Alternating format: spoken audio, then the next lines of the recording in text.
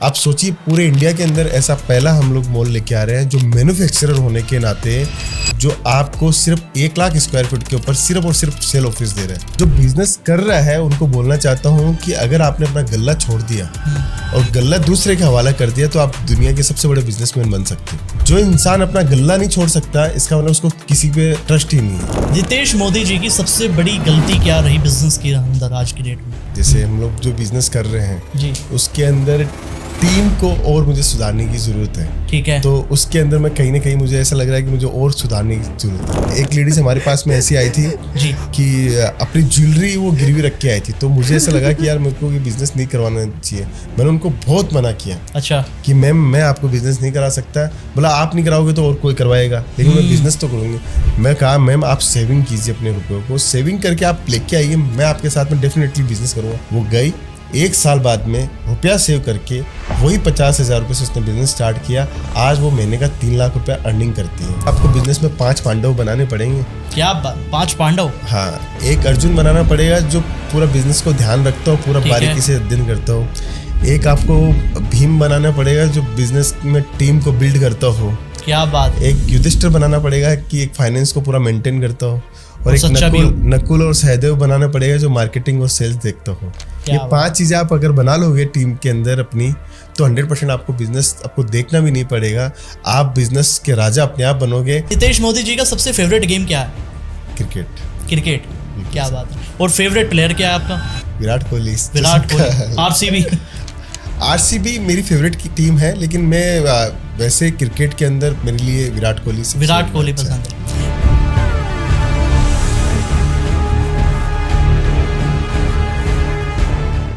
3 साल के अंदर 100 करोड़ का टर्नओवर। आज मैं आपको एक ऐसी पर्सनैलिटी से मिलाने वाला हूं जिन्होंने 3 साल के अंदर एक ऐसी कंपनी बिल्ड की, एक ऐसी इंडस्ट्री के अंदर एक ऐसा बिजनेस बिल्ड किया जिसका टर्नओवर आज की डेट के अंदर 100 करोड़ का है।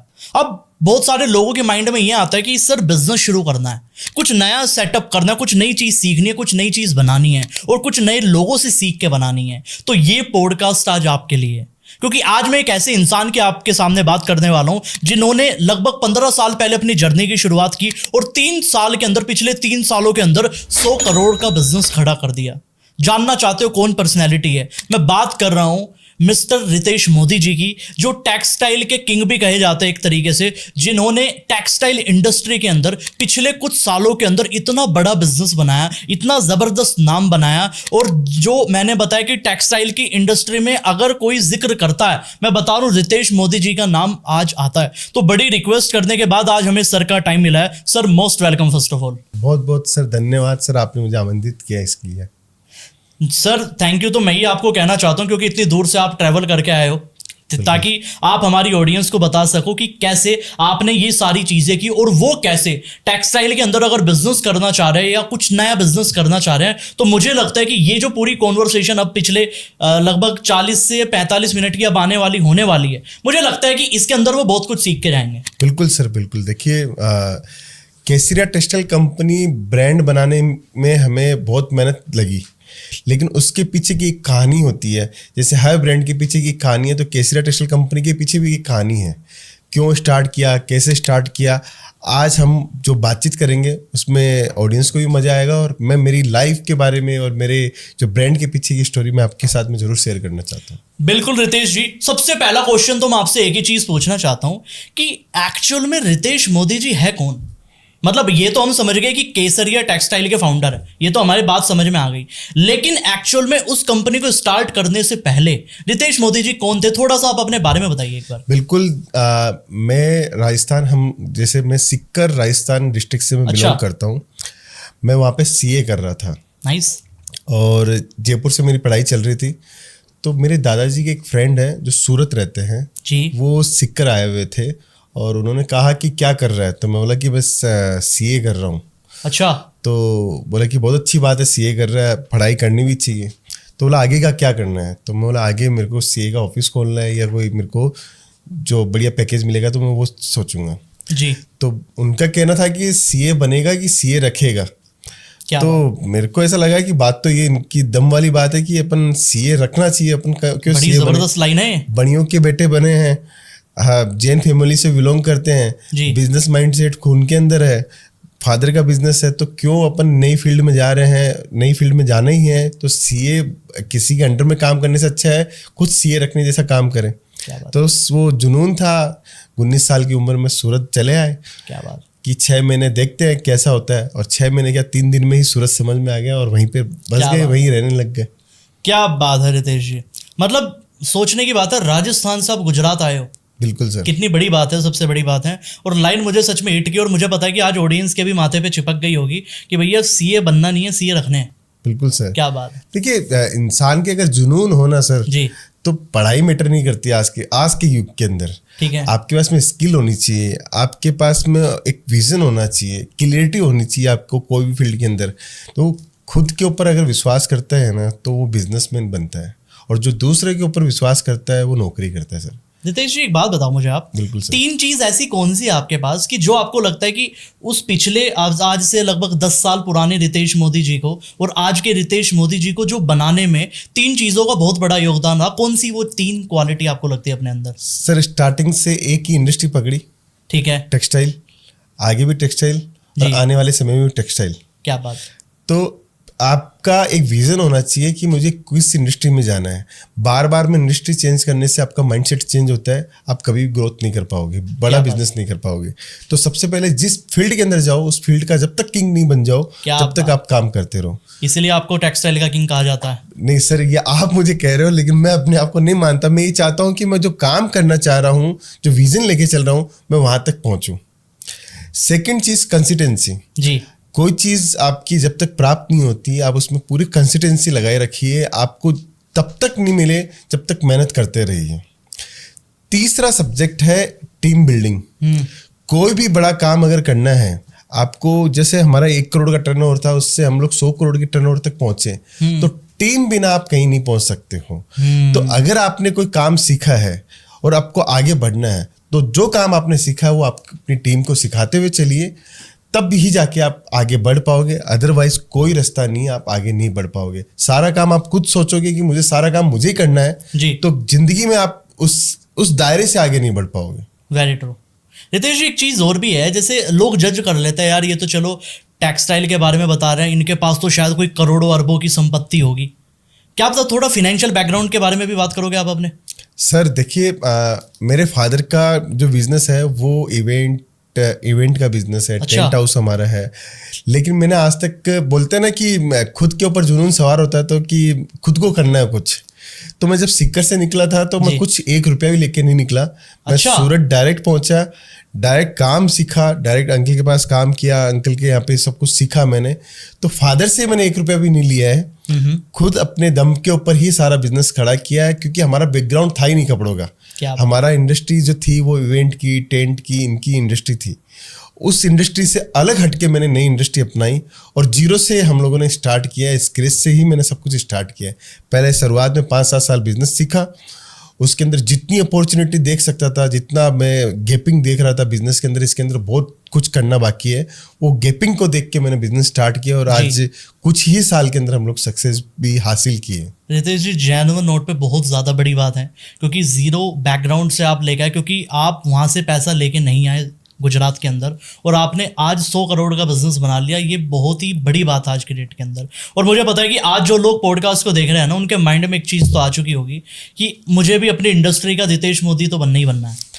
बिल्कुल सर, अगर मैं जो सोच रखता हूँ और मेरे से इस पॉडकास्ट से कोई इंस्पायर होकर एक भी व्यक्ति बनता है, इंस्पायर होता है, तो मेरे लिए तो बहुत अच्छी बात होगी, क्योंकि हम तो ये मानते हैं कि बूंद बूंद से घड़ा भरता है। exactly. और हमारा जो अभी मेरी एज है वो 91 का, मेरा बोर्न है 34 ईयर मेरी एज है। तो अगर कोई एक लड़का भी सुन रहा है और वो आज भी उस उम्र के अंदर वो सोचता है कुछ बनने की, तो डेफिनेटली मेरे लिए तो बहुत अच्छी बात होगी। क्या बात है। मतलब आपने सबसे बड़ी चीज़ जो बताई कि रितेश जी की 3 चीज़ जो आपके अंदर थी, बहुत बढ़िया चीज़ लगी। एंड एक चीज़ जो आपने मुझे बताई कि आप बिल्कुल ज़ीरो बैकग्राउंड से लेके आए चीज़ों को। और मुझे एक चीज़ जाननी है और मैं बड़ा एक्साइटेड हूँ उस चीज़ को जानने के लिए कि ये सारी चीज़ें तो मैं जान गया आपकी, लेकिन एक बात बताइए कि आपने टेक्सटाइल ही क्यों चुनी? जैसे फूड इंडस्ट्री भी है, मैन्युफैक्चरिंग के अंदर आप जा सकते थे किसी भी चीज़ की, स्टील आज के टाइम में इंडिया के अंदर बड़ा पॉपुलर है, आपने टेक्सटाइल ही क्यों चुनी? क्या रीज़न रहा इसका, वो कहानी क्या है? देखिए, कहानी सूरत मुझे आना था, तो सूरत में 2 इंडस्ट्री बहुत पॉपुलर है, एक तो जी। डायमंड इंडस्ट्री हाँ, है, हाँ। एक टेक्सटाइल इंडस्ट्री है। तो कोई बिजनेस अपन सीखते हैं, जब मेरी 19 साल की उम्र थी तो मैंने बिजनेस सीखा। तो अंकल की जो शॉप थी वो टेक्सटाइल की थी, और मुझे रोज नई फैशन इंडस्ट्री में शौक था कि रोज नया कपड़ा बन रहा है, रोज नए नए प्रोडक्ट आ रहे हैं, कस्टमर्स को अट्रैक्शन कर रहा है ये चीज़। और इंडस्ट्री के अंदर फैशन इंडस्ट्रीज है, फैशन शो होते हैं हमारी इंडस्ट्री के अंदर, मॉडल्स होती है, तो एक पूरा मतलब लवाजमा टाइप का पूरा फील क्या होता है इस इंडस्ट्री का। तो वो धीरे धीरे हम लोगों ने ये देखा, मुझे अच्छा लगा इंडस्ट्री के अंदर। सबसे बड़ी बात थी गैप। इस इंडस्ट्री के अंदर 2 टाइप के लोग थे, एक 90s बोलते हैं ना, 90s प्लस के सॉन्ग है, एक 90s के 2000 के सॉन्ग है, पुराने जमाने हाँ, वाले। पुराने। तो इस टाइप की लॉबी ज्यादा थी वहां पे, 90s प्लस के लोग ज्यादा थे वहां पे।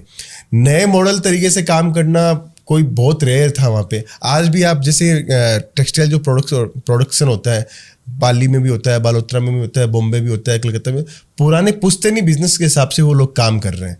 मतलब जो पीढ़ी दर पीढ़ी काम करते आ रहे हैं, नई टेक्नोलॉजी के साथ काम करना, नए एटमॉस्फेयर, क्योंकि ये अनऑर्गेनाइज सेक्टर है, इसको ऑर्गेनाइज बनाना बहुत मेरे लिए एक टास्क है। बहुत बड़ा तो टास्क है। अनऑर्गेनाइज से ऑर्गेनाइज तरीके से हम लोगों ने काम किया, इससे मुझे रिस्पॉन्स अच्छा मिला, एक कल्चर डेवलप किया, कॉर्पोरेट ऑफिस हम लोगों ने बनाए, हम लोगों ने हर एक चीज़ की, जैसे सोशल मीडिया डिपार्टमेंट खोला, IT एक डिपार्टमेंट खोला, जो कि आज तक टेक्सटाइल इंडस्ट्री में कभी किसी ने नहीं किया। किसी ने नहीं किया।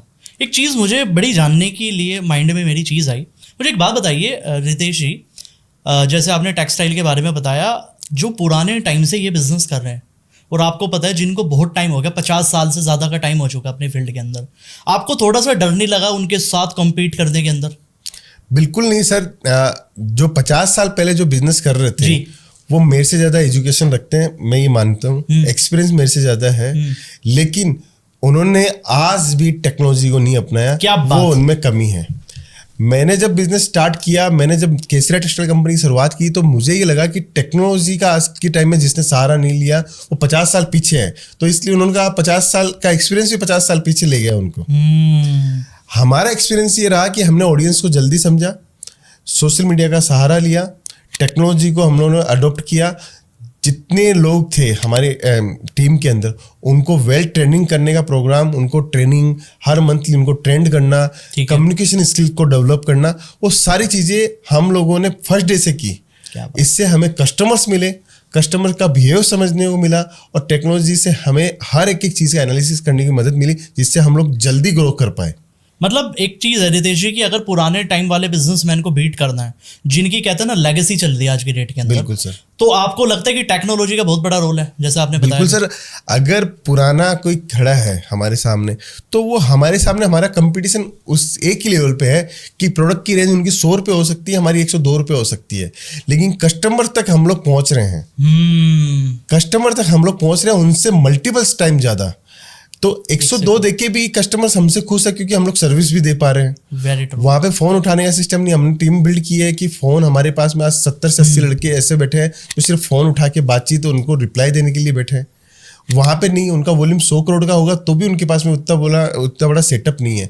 हमारे पास में हर एक चीज़ को हम लोगों ने अडोप्ट किया कि इस सिचुएशन के अंदर क्या हो सकता है, उस सिचुएशन के लिए टीम बनानी पड़ेगी। हमने टीम बनाई, और अब हमें पोटेंशियल नजर आ रहा है कि हम लोग 500 करोड़ का टर्नओवर भी कर सकते हैं। क्या बात है, क्या बात।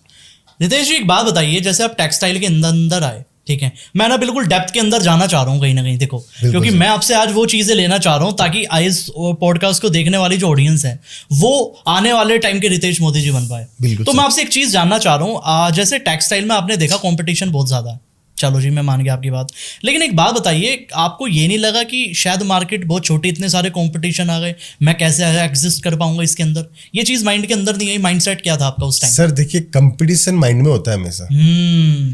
जो वेल सेड। जो जब मैं काम कर रहा हूँ, मेरे बाजू वाला काम कर रहा है, मैं 100 पार्सल लगा रहा हूँ, बाजू वाला 5 पार्सल लगा रहा है, अगर वो डर के कारण 5 पार्सल लगा ही पा रहा है, वो 50 पे नहीं पहुंच पा रहा है, इसका मतलब उसको कंपटीशन का डर सता रहा है कि मेरा प्रोडक्शन बढ़ा लिया तो कल को बाजू वाला ना मेरे रेट 100 रुपये, बाजू वाला 95 नहीं बेच दे, मेरा प्रोडक्शन बढ़ा लूंगा। तो ये इस सूरत में क्या होता है कि कोई भी चीज़ प्रोडक्शन पे चलती है कि मैं डेली 30,000 मीटर माल बेचता हूँ, मैं 1,00,000 मीटर माल बेचता हूँ डेली, तो कल को मैंने 30,000 से 1,00,000 मीटर बनाया तो 1,00,000 मीटर बेचने वाला आदमी वो अपने 2 रुपये रेट सस्ती कर देगा, तो मेरा तो 1,00,000 मीटर ऐसा रह जाएगा क्योंकि मेरे पास तो 30,000 की कैपेसिटी है, मैं पहुंचना चाहता हूँ 1,00,000 के ऊपर। तो डर सताता है, लेकिन ये डर जो निकाल लेता है तो कभी कंपटीशन आपको अड़ेगा भी नहीं। टेक्सटाइल ऐसी चीज है, कपड़ा ऐसी चीज है कि एक टी शर्ट 50 रुपए की ठेले पे भी बिकती है और 5,000 रुपए की टी शर्ट आपको ब्रांडेड शोरूम में भी बिकती है। दोनों का कलर व्हाइट भी हो सकता है, दोनों का कलर रेड भी होगा, लेकिन माइंड है, साइकोलॉजी है कि आप अपना ब्रांड को कैसे प्रेजेंट करते हो, वहां ही कंपटीशन खत्म हो जाता है। According to you competition in our psychology only sir, psychology है कि हमारे दिमाग के अंदर कंपटीशन दिमाग में है सर। आप देखिए ना, अपन आज कोई बड़े शोरूम जाते हैं तो माइंड नहीं लगाते यार ये T shirt, same T shirt मेरे को उस कंपनी में तो मिल सकती है। बिल्कुल, हमें कंपनी अपनी फेवरेट हो जाती है, हम जो फील और टच करते हैं वो हमारा फेवरेट हो जाता है। तो कंपटीशन, रिटेलर को तो कंपटीशन है ही नहीं, जो खुद के लिए कपड़ा खरीद रहा है उसको काय का कंपटीशन है। एंड कंज्यूमर को कोई कंपटीशन नहीं है कि मुझे ये 100 रुपए की चीज मिलती है, यहाँ पे 90 रुपए की चीज मिलती है। रोटी, कपड़ा, मकान ऐसी चीज है जो पसंद से पहनी जाती है। तो जब एंड कंज्यूमर ये नहीं सोचता कि मुझे 100 रुपए वाली नहीं, मेरे को 50 वाली पहननी, उसको 100 वाली अच्छी लगती है तो 100 वाली पहनेगा, 50 वाली लगती है तो 50 वाली पहनेगा। तो वेंडर है जो सप्लायर, वो क्यों सोचता है इतना? बिल्कुल सही बात। उसको तो अपने क्रिएटर पे ध्यान देना चाहिए, क्रिएशन पे ध्यान देना चाहिए, डिजाइन पे ध्यान देना चाहिए, माल अपने आप बिकेगा। डिमांड आप क्रिएट करवा रहे हो, कस्टमर नया लेना पसंद कर रहा है, तो आप माल बनाने में क्यों डरते हो? माल बनाओ, लेकिन डिजाइनर बनाओ, क्रिएशन वाला बनाओ, अट्रैक्टिव बनाओ, आपका माल कंपटीशन कहीं आएगा ही नहीं आपको। और ज्यादातर लोग सोच लेते हैं यार मैं तो अकेला ही करूंगा, मैं तो रजनीकांत हूँ, ये भी काम मैं कर लूंगा, वो भी काम मैं कर लूंगा। और जैसे आपने बताया कि बिना टीम के कभी कुछ पॉसिबल नहीं है। और मुझे जो लगता है कि 3 साल के अंदर आपने जो चीजें बिल्ड की है, मुझे लगता है आपकी टीम का इसमें बहुत बड़ा रोल है अकॉर्डिंग टू। बिल्कुल सर, देखिए मैंने जितने भी काम, हमारे अभी 27 से 28 डिपार्टमेंट है। नाइस। 28 डिपार्टमेंट के अंदर अलग अलग मैनेजर्स है, अलग अलग लोग है, अलग अलग वर्किंग है, तो वो सारा काम तो मैं कर नहीं सकता। मैं तो आपके साथ में आज बैठा हूँ, पॉडकास्ट कर रहा हूँ, पीछे से हमारा सारा काम चल भी रहा है, कस्टमर्स भी आ रहे हैं, प्रोडक्शन भी हो रहा है। मैं ये चीज आपसे, सॉरी टू इंटरप्ट यू, मैं ये चीज आपसे जानना भी चाह रहा था। और मुझे पता है कि आप सुबह से आज बिजी है, आपका बिजी शेड्यूल था कहीं ना कहीं, और अभी लगभग इवनिंग ही हो चुकी है, ठीक है। और इवनिंग के अंदर मुझे नहीं लगता कि इतनी जल्दी आप गुजरात भी चले गए। लेकिन कमाल की बात है कि आज आप पूरा दिन दिल्ली के अंदर हो, नोएडा के अंदर हो, तो कैसे ये बैकएंड से पूरा बिजनेस मेंटेन हो रहा है? लोगों का तो एक मिथ बन चुका है रितेश जी कि अगर हमें बिजनेस करना, अगर हमारी टीम भी है, स्टाफ है, डिपार्टमेंट है, हमें तो वहाँ ऑफिशियली प्रेजेंट होना पड़ेगा, वरना वो तो हमारी बात नहीं सुनेंगे। देखो, दो लोगों को मैं आज ये बात बताना चाहता हूँ। एक तो जो व्यक्ति बिजनेस कर रहा है और एक बिजनेस करने की सोच रहा है, ठीक है। जो बिजनेस कर रहा है उनको बोलना चाहता हूँ कि अगर आपने अपना गल्ला छोड़ दिया और गल्ला दूसरे के हवाला कर दिया तो आप दुनिया के सबसे बड़े बिजनेसमैन बन सकते हो।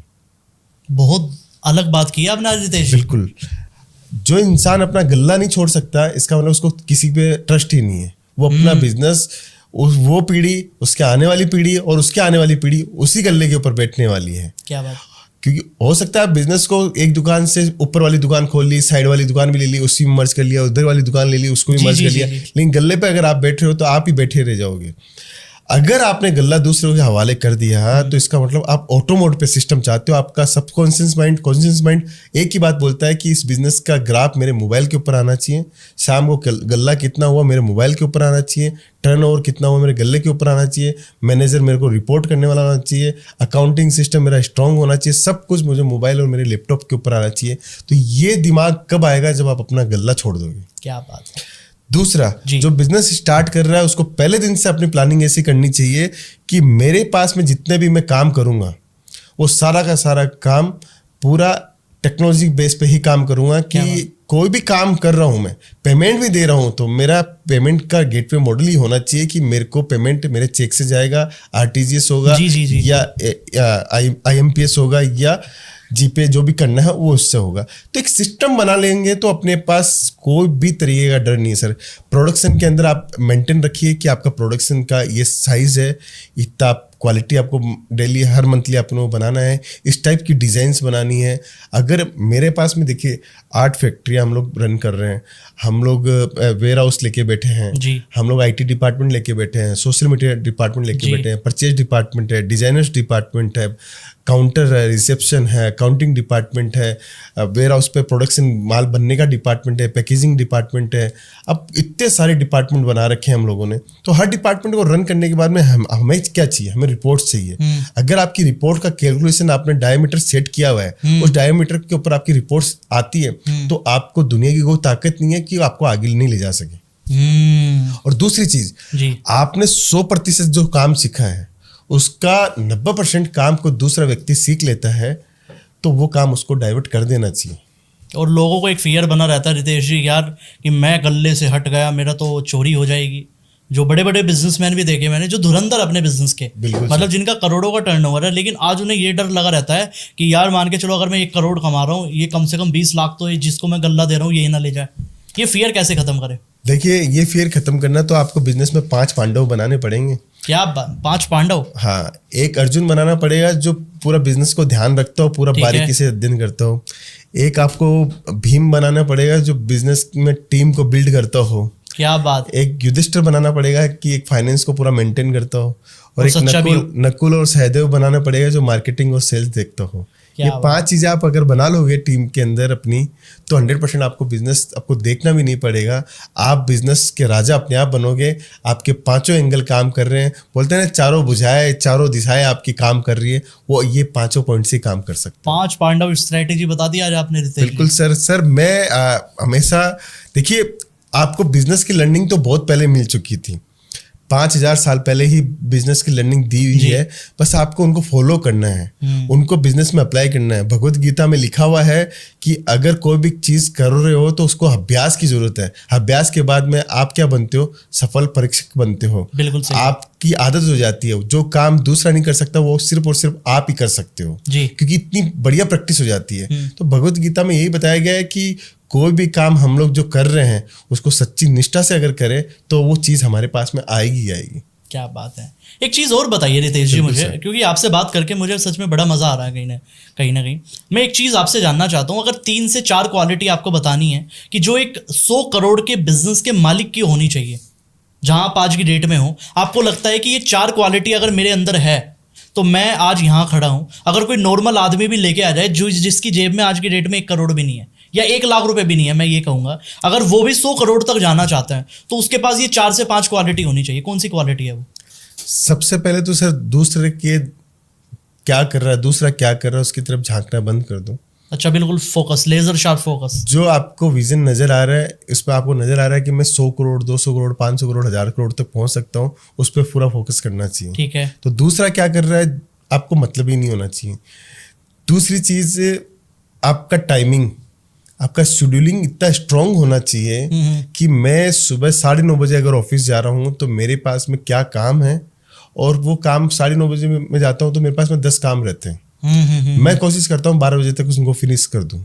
ठीक है। एक व्यक्ति ऐसा होता है कि 10 काम है, वो उलझा हुआ रहता है कि यार 9:30 बजे इतने सारे काम है, शाम उसी में निकाल देता है, रात उसी में निकाल देता है। मैं मेरे काम को एकदम शॉर्ट टाइम के अंदर फिनिश करने की सोचता हूँ, टाइम से पहले। बिल्कुल, अगर आप टाइम से पहले करोगे तो आपके पास में सीखने का बहुत कुछ मिल जाता है समय। तो ये चीज़ है। तीसरा है लर्निंग। अगर आप कोई भी चीज़, देखिए मैं सीए की फील्ड से था, मेरा ना आईटी का बैकग्राउंड है, ना कोई सोशल मीडिया का बैकग्राउंड है, नहीं मेरा कपड़ों का बैकग्राउंड है। बिल्कुल। जो भी चीज़ें जैसे जैसे मुझे नीड पड़ी उसकी लर्निंग में करता गया। आज हम लोग पॉडकास्ट कर रहे हैं, ये टेक्सटाइल का कोई पार्ट नहीं है। एग्जैक्टली। है ना, लेकिन हम लोग यहाँ तक भी पहुँचे। बिल्कुल। आपने हमें इनवाइट भी किया और यहाँ तक पहुँचे। तो ये आप लर्निंग का पार्ट, आप जितनी ज़्यादा लर्निंग करोगे उतना ज़्यादा आप आगे से आगे बढ़ते जाओगे। अभी हमें दिख रहा है 2 साल बाद में हमें क्या करना है। बिल्कुल। तो वो क्लियरिटी भी हमें है। चौथी चीज़, कस्टमर रिलेशनशिप, नेटवर्किंग। अगर आपका कस्टमर है, आपने रिलेशनशिप अच्छे निभाए हुए हैं, आपका व्यवहार बहुत अच्छा है, तो दुनिया की ऐसी कोई ताकत नहीं है कि आपके सिस्टम को कोई हिला दे। क्या बात। बोलते हैं ना, पॉलिटिशियन क्या चाहिए उसको? वोट बैंक चाहिए। तो वो वोट बैंक की खातिर वो कितने प्रयास करता है, सबके सामने हाथ भी जोड़ता है, उनके शादी में भी जाएगा, उनके रोने धोने में भी जाएगा, सब चीज में जाएगा। क्यों? नेटवर्किंग के लिए। उसकी नेटवर्किंग वो कभी कमजोर नहीं करने देता है। तो यही बिजनेस की पॉलिसी है कि नेटवर्किंग आपकी कभी कमजोर नहीं होनी चाहिए। कस्टमर्स अगर आया हुआ है तो अगर आप ज्यादा से ज्यादा जान सकते हो तो उसके नाम से अगर आप पुकारोगे तो 100% आपके लॉयल कस्टमर्स बनेंगे। और कुछ लोगों की नेटवर्किंग इसलिए भी नहीं हो पाती क्योंकि वो फायदे के बारे में पहले सोचते हैं। बिल्कुल सर, हाँ। ऐसा देखिए, मैं नहीं मानता कि कभी भी है ना फायदे के बारे में सोचना चाहिए। कस्टमर क्या सोचता है, उसकी क्या आइडियोलॉजी, आप उसके साथ में बातचीत कीजिए जी। कि कस्टमर ने ये सोचा है कि मेरा विजन ये है, आप उसके हर एक पॉइंट पे उस पर बातचीत कीजिए। सेल करना है या उसको माल बेचना है, वो बात की बात होनी चाहिए। पहले वो सोचता क्या है, उस सोच को उसमें क्लियरिटी दो, 100% आपका माल बिकेगा। और माल बेचने की एक ही कला है, आज के विश्व का एक बोलते हैं ना गुरु मंत्र है कि माल कौन बेच सकता है। माल जो बेच सकता है, माल आपका अपने आप बिकता है। अगर आपने अपनी बात को बेचा है तो माल अपने आप बिक जाएगा। क्या बात है, क्या बात, बहुत बड़ी बात बता दी आपने। बिल्कुल सर। और एक चीज़ मुझे एक और बताइए रितेश जी, मैं थोड़ा सा और डेप्थ के अंदर जा रहा हूँ अभी फिलहाल। जैसे आपने सारी चीज़ें बता दी है, 5 क्वालिटी हो तो इंसान बन सकता है। कई बार क्या होता है 4 से 5 क्वालिटी इंसान के पास है, लेकिन एक चीज़ मिस हो जाती है जिस वजह से वो बन नहीं पाता। आपको क्या लगता है कि आपकी ज़िंदगी में उस चीज़ का कितना बड़ा रोल है? वो है माइंडसेट, या 100 करोड़ जाने का जो माइंडसेट है आपके माइंड में कैसे आया? क्या शुरू से था कि 100 करोड़ तक जाना है, धीरे धीरे आया वो? सर मेरा तो 100 करोड़ का टारगेट भी नहीं है, मेरा तो बहुत ज़्यादा टारगेट है। अच्छा। लेकिन जैसे शुरुआत में हम लोगों ने 1 करोड़ का टर्नओवर किया तो ऐसा लगा कि हमने अचीव किया है। ठीक है। तो हमने गोल सेट किए 10 करोड़ के। ठीक है। तो 10 करोड़ अचीव किया तो हमने गोल सेट किया 25 करोड़ रुपए का। ठीक है। 25 करोड़ अचीव किया तो फिर 50 करोड़ का गोल सेट किया। ठीक है। कि 50 करोड़ अगर हम लोग कर पा रहे हैं तो 100 करोड़ क्यों नहीं कर पाएंगे? जब 100 करोड़ पे पहुंच गए तो अब हमें क्या करना चाहिए? 100 करोड़ के बाद का क्या रास्ता है? तो उसके लिए हम लोगों ने 80,000 स्क्वायर फुट नया एक और वेंचर खड़ा कर दिया। क्या बात। कि अब अगर 200-250 करोड़ का टर्नओवर अगर करना है तो अपने को पोटेंशियल बढ़ाना पड़ेगा, रेंज बढ़ानी पड़ेगी, क्वालिटीज बढ़ानी पड़ेगी, वेराइटीज बढ़ानी पड़ेगी, फुटफॉल के लिए प्लेस देना पड़ेगा कस्टमर्स को। कस्टमर्स आएगा तो उनको और बेटर सर्विस देनी पड़ेगी, और नियरेस्ट उनको सर्विस देनी पड़ेगी, और क्लोज जाना पड़ेगा कस्टमर्स को। तो हम लोगों ने अभी, आप सोचिए, पूरे इंडिया के अंदर ऐसा पहला हम लोग मॉल लेके आ रहे हैं जो मैन्युफैक्चरर होने के नाते जो आपको सिर्फ 1 लाख स्क्वायर फीट के ऊपर सिर्फ और सिर्फ सेल ऑफिस दे रहा है। क्या बात। टेक्सटाइल के अंदर आपने मॉल देखे होंगे 1 लाख नहीं 2 लाख स्क्वायर फीट के मॉल मिलेंगे जो लेकिन वो मिलेंगे रिटेल के मॉल। बिल्कुल। सिंगल 50-100 ब्रांड मिलके एक मॉल खड़ा करते हैं आराम से, है ना। हम लोग केसरिया टेक्सटाइल कंपनी इकलौती कंपनी ऐसी है जो 1 लाख स्क्वायर फीट के ऊपर सिर्फ और सिर्फ सेल ऑफिस दे रही है मैन्युफैक्चरिंग के, जहां पे आपको वुमेन्स वेयर, मेंस वेयर और किड्स वेयर की कंप्लीट वैरायटी मिलेगी। ठीक है। तो ये सर आप क्यों हो पा रहा है? क्योंकि कस्टमर डिमांड कर रहा है। कस्टमर बोलते हैं आपके प्रोडक्ट बिकते हैं। एंड कंज्यूमर डिमांड कर रहा है कि केसरिया की साड़ी पहननी है। एंड कंज्यूमर डिमांड कर रहा है कि केसरिया की मुझे है ना प्रोडक्ट चाहिए, आप लेके आओ, बिक रहा है। जैसे बड़े बड़े ब्रांड के प्रोडक्ट बिकते हैं वैसे हमारे प्रोडक्ट एंड कंज्यूमर को पसंद आने लग रहे हैं। तो बस उसका बेनिफिट हमें मिल रहा है और वो डिमांड क्रिएट कर रहा है। एक रिटेलर हो, होलसेलर हो, डिस्ट्रीब्यूटर, वो डिमांड क्रिएट कर रहा है। इससे हमारे सेल बढ़ रही है और सेल के कारण हमें अपना पोटेंशियल है, हमारा ग्राफ है जो बढ़ाना पड़ रहा है हमें। बट रितेश मोदी जी, एक चीज़ मुझे बताइए कि लोग आपके साथ जुड़ना चाहते हैं, लोग चाहते हैं कि आपके साथ वो भी बिजनेस शुरू कर सकें, स्पेशली केसरिया टेक्सटाइल के अंदर। तो केसरिया टेक्सटाइल के अंदर अगर किसी को बिजनेस शुरू करना है तो उसके पास क्या क्या ऑप्शन है, थोड़ा वो बताइए आप। किसी को टेक्सटाइल में अगर बिजनेस खड़ा करना है तो सबसे पहले उसको अपना एक ग्राफ सेट करना पड़ेगा अपना, कि मुझे किस टाइप का बिजनेस करना है। बट वो आपके साथ करना चाहता है। तो देखिए सर, इसमें एक चीज है कि हमारे साथ जुड़ने से पहले हम हमेशा यही बोलते हैं कि आप अपने एरिया का जरूर एनालिसिस कीजिए। ठीक है। आपको कौन से एरिया में दुकान खोलनी है, ठीक है, उस एरिया के अंदर जो लेडीज गुजर रही है, जो मेल गुजर रहे हैं, तो वो किस टाइप के लोग गुजर रहे हैं, ठीक है, उसका एनालिसिस करके आप सूरत आइए। ठीक है। हमारे पास में तो सब कुछ मिलेगा, साड़ी भी मिलेगा, सूट भी मिलेगा, कुर्ती भी मिलेगा, लहंगा भी मिलेगा, ठीक है, आपको किड्स वेयर भी मिलेगा, मेंस वेयर भी मिलेगा, नाइट वेयर भी मिलेगा, सब कुछ मिलेगा एक छत के नीचे। मैन्युफैक्चरिंग प्राइस, फैक्ट्री प्राइस हम लोग देते हैं। क्या बात। अब उसको सोचना है कि मुझे कौन सा बिजनेस करना है। ठीक है। अगर उन्होंने सोचा कि मुझे साड़ी का बिजनेस करना है, मेरे एरिया के अंदर साड़ी की दुकानें कम है, अलग टाइप का टेस्ट नहीं है, ये टेस्ट अलग है हमारे पास में, क्योंकि हमारा टेस्ट बाकी लोगों के वेंडर्स से हमेशा डिफरेंट रहता है। अच्छा। नई डिजाइन, नया क्रिएटर, क्योंकि इन हाउस डिजाइनर्स है जो मार्केट में हम लोग पहले लेके आते हैं, वो मार्केट में 6 महीने बाद में दिखता है। क्या बात। वो तो हम लोग पहले लेके आते हैं तो इसका फायदा हमारे रिटेलर्स को, होलसेलर्स को मिलता है, वो 10-20% ज्यादा मुनाफा कमा पाते हैं। तो अगर कोई जुड़ना चाहता है टेक्सटाइल के अंदर तो उसको पहले अपने एरिया का एनालिसिस करे, फिर हमारे पास में है। हम ये नहीं बोलते आते ही आप माल परचेसिंग करो, जी जी। आने के बाद में सूरत देखो, आप घूमो, 50 दुकान घूमो, 50 फैक्ट्रियाँ घूमो, फिर हमारे पास में आओ। मैं दावे के साथ बोल सकता हूँ कि हमारे पास में 100 कस्टमर्स ऐसे आते हैं जो पूरे मार्केट का रिसर्च करके आते हैं, उसमें से 95% रेशियो हमारे पास सक्सेस रहता है। क्या बात। आप सोचिए क्यों रहता है, क्योंकि उन्होंने रेट का मापदंड किया, क्वालिटी का मापदंड किया, कट साइज देखी, व्यवहार देखा, सर्विस देखी, मैनेजमेंट देखा, स्किल्स देखी, काम सिखाने का तौर तरीका देखा, तब जाके वो कस्टमर हमारे पास में लॉयल बन पाते हैं। रितेश जी, आप बहुत बड़ी बात कह रहे हो। आप कस्टमर को सीधा कह रहे हो कि आप मार्केट में घूमो सूरत में और वहाँ प्राइस भी चेक करो, क्वालिटी भी चेक करो, फिर जाके आप आपके पास आए वो, तब जाके वो आपकी क्वालिटी प्राइस देखें। आपको लग रहा है कि कुछ फर्क आएगा? सर हमने खुद ने एक्सपीरियंस किया है ऐसा कि बहुत सारे कस्टमर हमारे पास पहले आ जाते हैं जी। बोलते हैं कि है ना हम लोग 10 जगह और जाके आएंगे। अच्छा। तो जाके आते हैं तो 10 में से 9 वापस आ ही जाते हैं। क्या तो हमें समझ में आ गया कि हम लोग मार्केट में जो चीज़ें दे रहे हैं, जो क्वालिटीज़ दे रहे हैं, जो वेराइटीज़ दे रहे हैं, हम एक्यूरेट दे रहे हैं जो कस्टमर की नीड है। नहीं तो 10 में से आपका 9 वापस से रिटर्न आए, ये पॉसिबल नहीं होता है कि एक बार कस्टमर आने के बाद में वो चला जाए।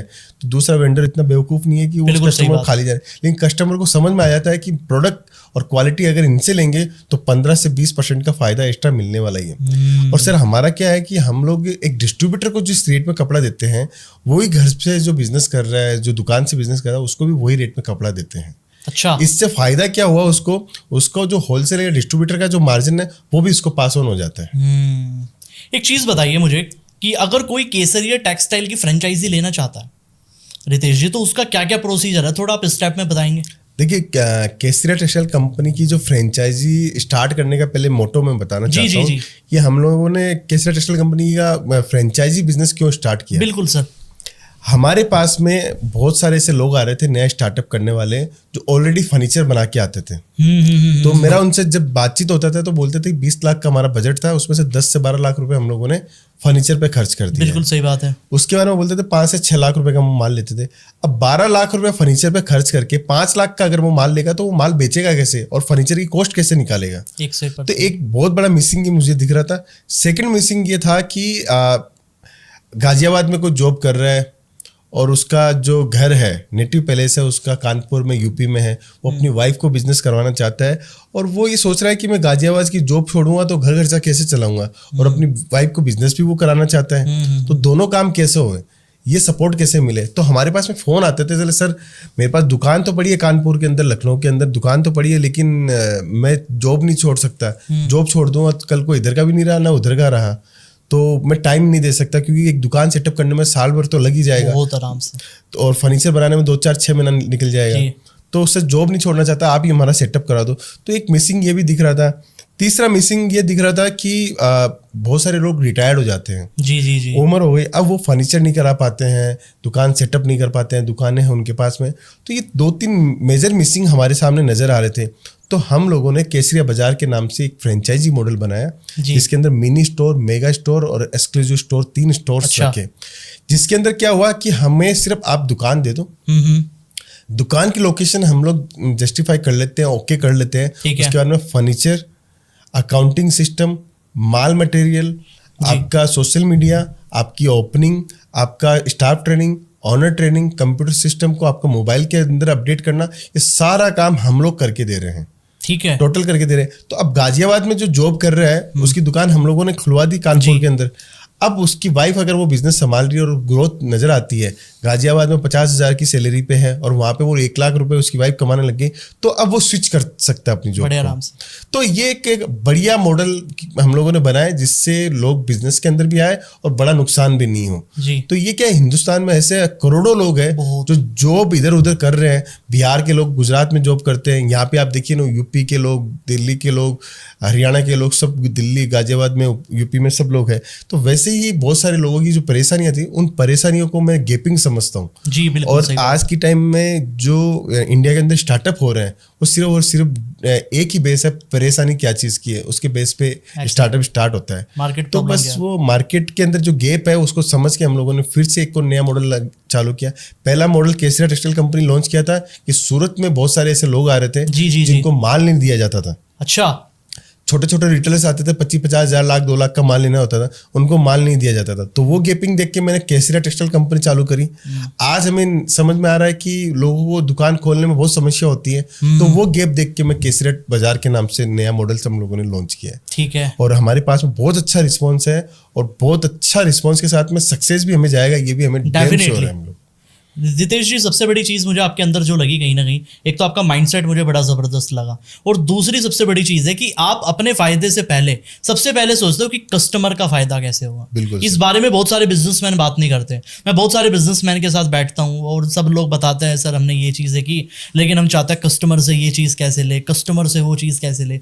लेकिन आप उल्टा कर रहे हो, आप सोच रहे हो कि कस्टमर को ये चीज़ मैं कैसे दूँ, वो कैसे दूं। और मुझे लगता है कि 3 साल के अंदर 100 करोड़ तक का पहुंचने का, मुझे लगता है ये सबसे बड़ी क्वालिटी आपके अंदर, बिल्कुल वैल्यू गिविंग। बिल्कुल। कस्टमर क्या चाहता है? कस्टमर एक ही चीज चाहता है कि मैं जिसके साथ जुड़ रहा हूँ, जी जी जी, वो मुझे अपने प्रोडक्ट के अलावा क्या फायदा दे सकता है। एग्जैक्टली। प्रोडक्ट, अब हर कस्टमर ये नहीं चाहता है कि मुझे डिस्काउंट मिले, मुझे क्रेडिट मिले। कस्टमर एक ही चीज चाहता है कि वो मुझे सर्विस ऐसी दे कि जिससे मेरी ग्रोथ बढ़े। आफ्टर प्रोडक्ट, अगर मेरा 1 साल के अंदर मेरा टर्नओवर 2 लाख है और 5 लाख है, तो मैं अगले साल अगर 10 लाख कर रहा हूँ, उसके अंदर मेरा जो सप्लायर है वो मेरे को हर चीज में सपोर्ट कर रहा है, डेफिनेटली, तभी तो जाके वो ग्रोथ कर पाएगा। उसको ना एक्सपीरियंस है, अभी नया नया बिजनेस किया, और पहली चोट के अंदर वो गलत माल ले जाएगा या उसको गलत माल दे दिया जाएगा, तो वो तो फिर तो डाउन ही हो जाएगा, उसका मोरल डाउन हो जाएगा। हमारा एक ही धैर्य रहता है कि किसी भी कंडीशन के अंदर कस्टमर का मोरल डाउन नहीं होना चाहिए। क्या बात। धंधे में प्रॉफिट कम हो सकता है जी, ज्यादा हो सकता है, लेकिन मोरली डाउन हो जाता है तो धंधा स्केल अप नहीं हो सकता, कभी नहीं हो सकता। तो मोरल अगर आपका अच्छा है, इंटेंशन अच्छा है, कॉन्फिडेंस अच्छा रहेगा, तो आज कम कमाए हैं लेकिन आने वाला भविष्य बहुत सुनहरा है अपना। डेफिनेटली। एक बात बताइए रितेश जी, जैसे आपने सारी चीज़ें बड़ी खुल के बताई, मुझे मज़ा इसलिए आ रहा है क्योंकि आप बिल्कुल खुल के सारी चीज़ें बता रहे हो। बिल्कुल सर, ये होना भी चाहिए, ताकि लोगों को तभी समझ में आएगा कि आपने आज जिनको जीरो से बिजनेस शुरू करना है ना, उनको आपने बताया कि केसरिया टेक्सटाइल के साथ अगर कोई बिजनेस करना चाह रहा है, फ्रेंचाइजी लेना चाह रहा है, वो कैसे लेगा। ठीक है। एक चीज़ और होती है टेक्सटाइल इंडस्ट्री के अंदर, एक चीज़ और भी कही जाती है रितेश जी, कि इसके अंदर इन्वेस्टमेंट बहुत ज़्यादा लगती है। लोगों के माइंड में तो ये भी मिथ है कि भैया अगर केसरिया टेक्सटाइल की मुझे फ्रेंचाइजी लेनी है तो मुझे करोड़ों रुपए चाहिए। नहीं सर, ऐसा देखिए, ये भी मैं क्लियर कर देता हूँ जी। जितना बढ़िया अच्छा क्वेश्चन आपने पूछा है, क्योंकि जितनी क्लियरिटी आज देखने वालों की रहेगी, उतना ज़्यादा उनका माइंड एकदम सेट रहेगा। हम लोगों ने कभी भी ये नहीं कहा कि हमारे साथ में बिजनेस स्टार्ट कर रहे हो तो आपको लाखों करोड़ों रुपए की जरूरत है। आप 50,000 रुपए से भी अपना बिजनेस स्टार्ट करना चाहते हो तो हम लोग चाहते हैं। 50,000 रुपए आप बता रहे हो? सर मैं आपको इसका एग्जांपल भी दूंगा कि लेडीजें कहाँ तक पहुंची है 50,000 से। 50,000 से भी कोई बिजनेस स्टार्टअप करना चाहता है तो हम लोग ये चाहते हैं कि उसको 100 साड़ी, 50 साड़ी या 50 कुर्ती, 50 सूट से हम लोग बिजनेस स्टार्ट करवाते हैं उनका। और ये सोचते हैं कि वो अगर घर से बिजनेस कर रहा है तो उसकी कोई कॉस्ट नहीं है, ना रेंट लग रहा है, ना कोई भाड़ा लग रहा है, ना कोई एक्स्ट्रा कॉस्ट लग रही है, ना सैलरी लग रही है। वो सिर्फ और सिर्फ अपने व्हाट्सअप के ऊपर जो मोबाइल नंबर है उससे भी अगर कांटेक्ट करके वो 50,000 से बिजनेस करता है तो महीने की 25-30 हज़ार की इनकम वो इजीली जनरेट कर सकता है। तो एक हाउसवाइफ को क्या चाहिए? कॉन्टेक्ट बनाने हैं। एक कॉन्टेक्ट बनाने के लिए आप 4 लोगों को फोन कीजिए, 4 से 16 लोग आपको कॉन्टेक्ट मिलेंगे। ये चीज आपकी टीम सिखाएगी भी रितेश जी? बिल्कुल 100% सर। हमारे पास में बहुत ऐसे लेडीजों को फोन आते हैं कि सर हमें बिजनेस करना है, मेरे पास में तो 40,000 खुद के पर्सनल सेव किए हुए, मैं बिजनेस कर लूँ, और सक्सेस हुई है। मैं आपको एग्जाम्पल के तौर पर बताऊँ, अभी तो हमारे पास में ऐसे अनगिनत एग्जाम्पल्स हो गए जो जीरो से हीरो बने। रिसेंटली हमारे 2-3 साल के केस के अंदर एक सबसे बढ़िया उदाहरण जो है, एक लेडीज ने 50,000 रुपए से बिजनेस स्टार्ट किया। अच्छा। आज उनका 3.25 करोड़ रुपए का टर्नओवर है। 3.25 करोड़ का साल का टर्नओवर 3.25 करोड़ पे पहुंच गई वो लेडीज। तो 50,000 रुपए से क्या नहीं किया जा सकता सर? सब कुछ किया जा सकता है। एक ऐसी लेडीज थी जिन्होंने, एक लेडीज हमारे पास में ऐसी आई थी जी कि अपनी ज्वेलरी वो गिरवी रख के आई थी। तो मुझे ऐसा लगा कि यार मेरे को ये बिजनेस नहीं करवाना चाहिए। मैंने उनको बहुत मना किया। अच्छा। कि मैम मैं आपको बिजनेस नहीं करा सकता। बोला आप नहीं कराओगे तो और कोई करवाएगा, लेकिन मैं बिजनेस तो करूंगी। मैं कहा मैम आप सेविंग कीजिए अपने रुपयों को, सेविंग करके आप लेके आइए, मैं आपके साथ में डेफिनेटली बिजनेस करूंगा। लेकिन आपने अपनी ज्वेलरी गिरवी रख दी, उस बिजनेस को मैं नहीं करवा सकता, कोई भी कंडीशन में नहीं करवा सकता। उस लेडीज ने मेरा कहना माना, वो गई। 1 साल बाद में रुपया सेव करके वही 50,000 रुपये से उसने बिजनेस स्टार्ट किया। आज वो महीने का 3 लाख रुपया अर्निंग करती है। क्या बात। तो जुनून अगर आप में है, काम करने की इच्छा शक्ति है, तो कोई भी काम हार्ड नहीं है, सब काम इजी तरीके से किया जा सकता है। रितेश जी, मैं आपके इंटेंशन का फैन हो गया, क्योंकि आप चाहते हो उस कंडीशन में उस लेडीज की जब आपने बात बताई। सर और कोई दूसरा होता तो वो माल भी बेच देता। मैं आराम से कर देते हैं, मुझे बिल्कुल सर, लेकिन हमारा इंटेंशन देखिए, हम लोग चाहते हैं जो हमसे माल लेके गया है, एक बार भी लेके गया तो वो केसरिया टेक्सटाइल कंपनी के परिवार का हिस्सा बन चुका है। क्या बात।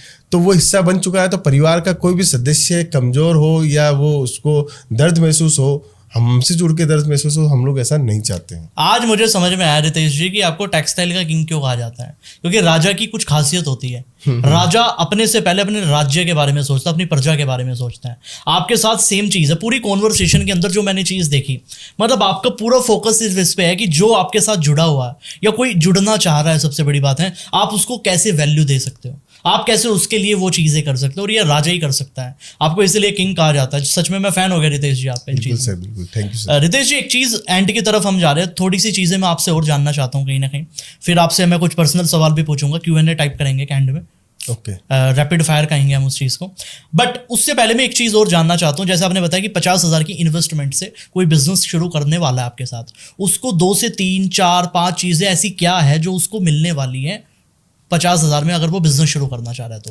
देखिए, 50,000 रुपए के अंदर जो बिजनेस स्टार्ट करना चाहता है तो वो क्या कर सकता है, सबसे पहला काम कर सकता है, हम एक कैटेगरी देते हैं उनको। ठीक है। हम ये नहीं बोलते कि साड़ी भी लेके जाओ, सूट भी लेके जाओ, कुर्ती भी लेके जाओ। हम एक कैटेगरी चूज करवाते हैं, उनका माइंडसेट देखते हैं, उनका इंटेंशन देखते हैं। उनसे हम लोग ये बोलते हैं कि आप इंस्टाग्राम की स्टोरी स्क्रॉल करके दिखाओ। ठीक है। तो वो स्क्रॉल करते हैं तो उनको कहाँ वो जाके देखना पसंद करते हैं, तो एक साइकोलॉजी हम लोग जज करते हैं। क्या बात। तो उनका समझ में हमें आता है कि ये साड़ी को ज़्यादा प्रेफर करती है, ठीक है, ये सूट को ज़्यादा अच्छे से बेच पाएगी, तो हम लोग उनको सजेशन देते हैं कि आप साड़ी सोच के आए थे, साड़ी मत कीजिए, आप कुर्ती करके देखिए। ठीक है। हमारा 99% हमारा एक्यूरेसी एकदम फिट बैठ जाता है कि हम लोगों ने, किसी ने साड़ी सोच के आता है, कोई कुर्ती सोच के आता है, फिर हम लोग उसका मूड चेंज करके किसी को साड़ी पकड़ाते हैं, किसी को कुर्ती पकड़ाते हैं, तो उसका माइंडसेट इतना अच्छा सेट होता है और वो 50,000 से वो बिजनेस रन करवाते हैं सिंगल एक कैटेगरी के अंदर। अब किसी को हम लोगों ने साड़ी सेट करवाई, जैसे साड़ी सेट करवाई तो 200 रुपये वाली साड़ी भी देते हैं, 500 की भी देते हैं, 1000 की भी देते हैं, ऐसे एक एक सेट करके हम लोग वेराइटी देते हैं। हमारे यहाँ पे सूरत में क्या होता है कि हमारे अलावा किसी 80,000 दुकानदार मैन्युफैक्चरर वहाँ पे जाओगे तो वहाँ पे बोला जाता है एक आइटम का एक पार्सल लेना कंपलसरी है। ठीक है। हमारे यहाँ पे आपको कोई कंपलसरी नहीं है। अच्छा। आपको 50 डिजाइन 100 डिजाइन हर एक डिपार्टमेंट में दिखाई जाएगी।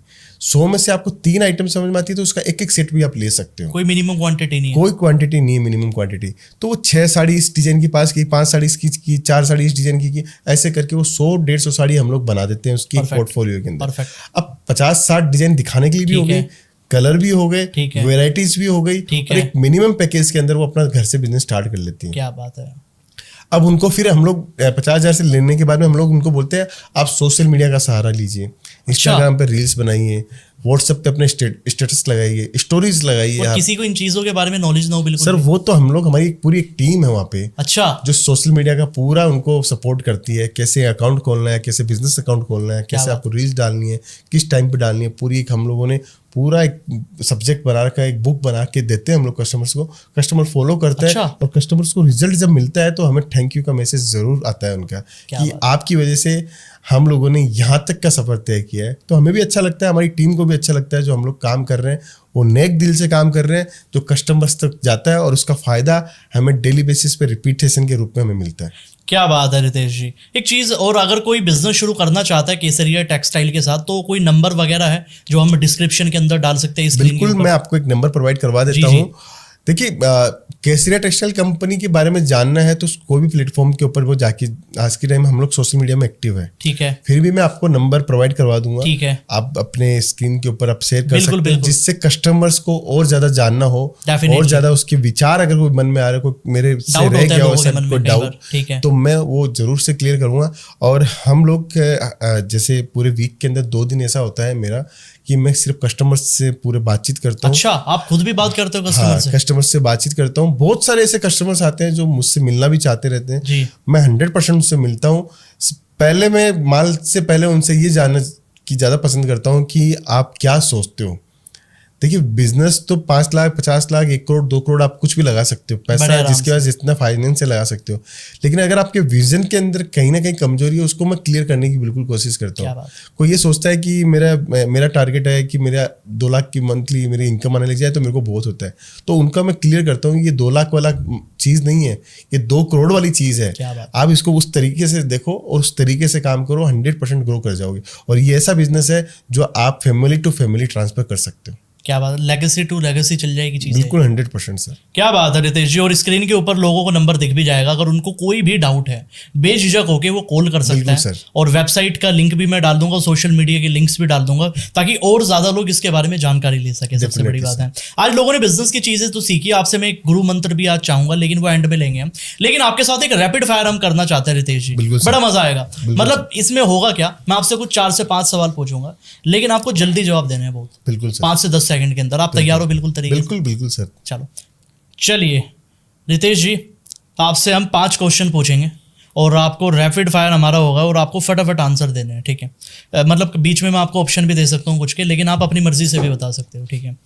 रितेश मोदी जी की सबसे बड़ी गलती क्या रही बिजनेस के अंदर आज की डेट में? 1 लाइन में आप बताना चाहोगे तो? एक लाइन में बताऊं तो मेरा जो पोर्टफोलियो है, जैसे हम लोग जो बिजनेस कर रहे हैं जी, उसके अंदर टीम को और मुझे सुधारने की जरूरत है। ठीक है। तो उसके अंदर मैं कहीं ना कहीं मुझे ऐसा लग रहा है कि मुझे और सुधारने की जरूरत है। क्या बात है। रितेश मोदी जी को अगर पूरे भारत के अंदर किसी एक स्टेट में ट्रैवल करने का मौका मिले फ्री में, वो कहाँ जाना चाहेंगे? केरल। केरला। हाँ। क्या बात है। रितेश मोदी जी को अगर इंटरनेशनल ट्रैवल करना, किस देश में जाना चाहेंगे वो? सिंगापुर।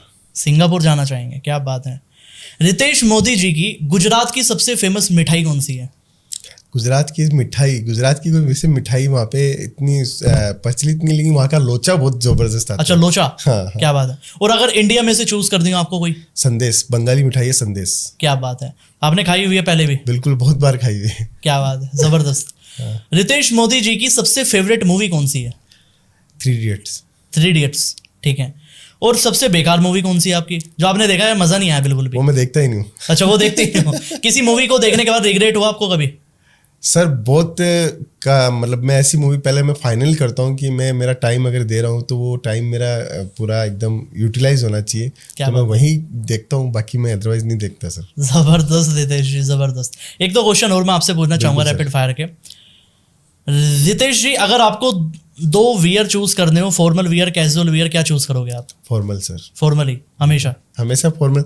और मैं बहुत ज़्यादा फॉर्मल पहनता हूँ, मैं बिजनेस में कहीं जाता हूँ तो फॉर्मल से ज़्यादा प्रेफर करता हूँ। क्या बात है, जबरदस्त। और यूट्यूब पे अगर आपको किसी का कंटेंट सबसे अच्छा लगता है सीखने के मामले में, कौन स्पीकर है वो? स्पीकर के मामले या में चैनल आप बता सकते हो कोई भी? सर एक्चुअली मल्टीपल्स देखता हूँ मैं। कोई भी एक नाम, जो भी एक नाम तो राधा कृष्ण स्वामी हैं, शायद आप जानते हैं, उनके मुझे बहुत अच्छे लगते हैं। जो उनकी एक्चुअली मेरे को क्या है, भगवत गीता अभी मेरे को इंस्पायर कर रही है, तो मैं उनके लिए सुनने के लिए वो जरूर वो चैनल खोलता हूँ, तो जिससे मुझे कम्युनिकेशन का एक जो चीज़ है वो मुझे और स्ट्रॉन्ग करनी है, तो उसके लिए मैं वो देखता रहता हूँ। उनका चैनल देखते हो। और एक चीज़ और बताइए रितेश जी, अगर आज आप टेक्सटाइल किंग ना होते तो क्या होते आज आप? मैं शायद बिल्डर होता। बिल्डर होते? क्या बात है। और रितेश मोदी जी का सबसे फेवरेट गेम क्या है? क्रिकेट। क्रिकेट। क्या बात है। और फेवरेट प्लेयर क्या है आपका? विराट कोहली। विराट कोहली। आरसीबी? आरसीबी मेरी फेवरेट की टीम है, लेकिन मैं वैसे क्रिकेट के अंदर मेरे लिए विराट कोहली पसंद है। क्या बात है। और फाइनल पे चलता हम पॉडकास्ट में रितेश जी, एक चीज मैं आपसे पूछना चाहता हूँ, जो पूरी ऑडियंस है वो आपसे अगर कोई एक मंत्र लेना चाहती है, और वो ऐसा मंत्र कि अगर सामने वाली ऑडियंस कहे कि हम इसको फॉलो करेंगे और हम बनेंगे, बहुत बड़े लेवल पे जाएंगे, तो कौन सा मंत्र है? क्या आप मंत्र देना चाहोगे आप लोगों को? बिल्कुल सर, देखो मंत्र एक ही है, जो आपके पास है वो पर्याप्त है। तो उस चीज़ को ध्यान रखिए।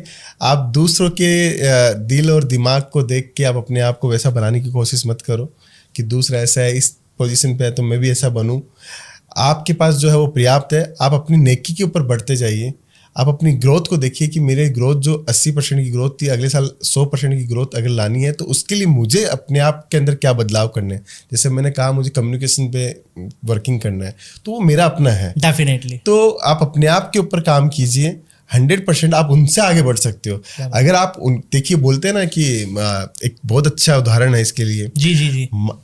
अगर बेटा या बेटी माँ की गोद में होती है तो माँ की नज़र तक देखते हैं। क्या बात। और पिता की अगर कंधों के ऊपर होता है तो पिता उससे ऊंची आंखों से उसको दिखाते हैं। शानदार। तो वो चीज़ आप ध्यान रखिए कि आप अपनी नज़रों को उतना दूर तक रखिए कि जितनी दूर आप उसको देखने से फॉलो कर रहे हो उतनी नज़र उससे आगे की नज़र आप देखिए, आप उनसे 101% आगे होंगे। मुझे बहुत लोग बोलते हैं कि आप क्या सोचते हो कि इतनी जल्दी आप बन गए, तो ये प्रैक्टिकली संभव है? मैं बोलता हूँ प्रैक्टिकल संभव है। अब मुझे कोई देख के काम कर रहा है, सीखा हो और अपना विजन से काम करता हो, तो जो चीज़ मैंने 3 साल में अचीव की है, हो सकता है वो 1.5 ईयर के अंदर वो अचीव कर पाएगा।